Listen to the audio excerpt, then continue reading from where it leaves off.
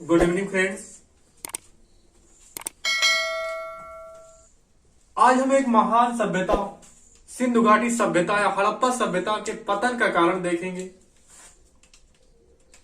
इतनी बड़ी सभ्यता का पतन कैसे हुआ, क्या कारण रहे। इतिहासकारों ने बना अलग अलग मत दिया है। चलिए हम देखते हैं कौन से इतिहासकार क्या मानते हैं, कौन से क्या मानते हैं।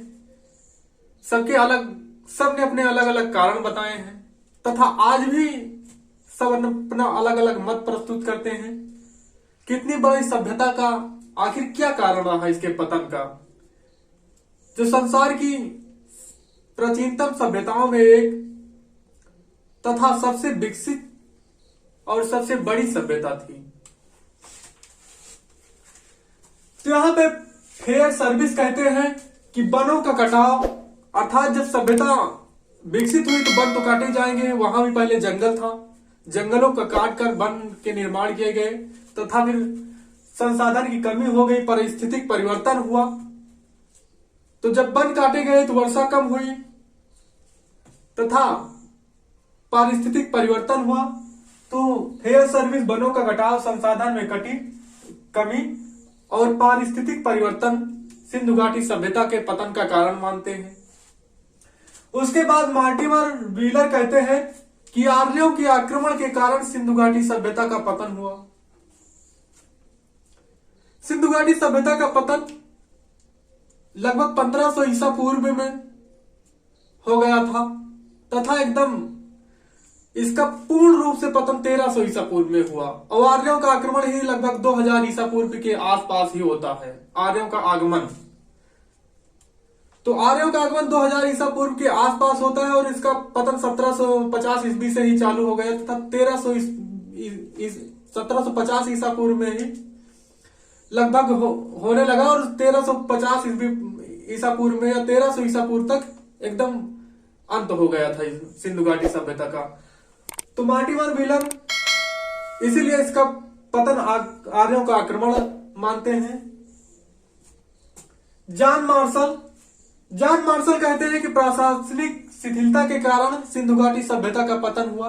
अर्थात वहां के जो शासक प्रशासक थे, जो अधिकारी थे, वो इस पर प्रशासन की ओर इतना ध्यान नहीं दिया तथा प्रशासनिक शिथिलता बढ़ गई। इसके कारण इतनी बड़ी सभ्यता का पतन हुआ। वहीं आरएल स्टाइन कहते हैं कि जलवायु परिवर्तन हुआ। वहां की जो जलवायु थी लोगों को सूट नहीं करनी थी, इसलिए इस सभ्यता का पतन हुआ। अर्नेस्ट माइके कहते हैं बाढ़ का कारण, ज्यादातर विद्वान बाढ़ का कारण ही मानते हैं क्योंकि यह सिंधु नदी के किनारे बसा हुआ था और जितने भी महत्वपूर्ण केंद्र थे सब नदियों के किनारे ही थे। और सिंधु घाटी सभ्यता में अधिकतर वैसे भी बाढ़ आती है, तो ज्यादातर विद्वान इससे सहमत हैं बाढ़ के कारण।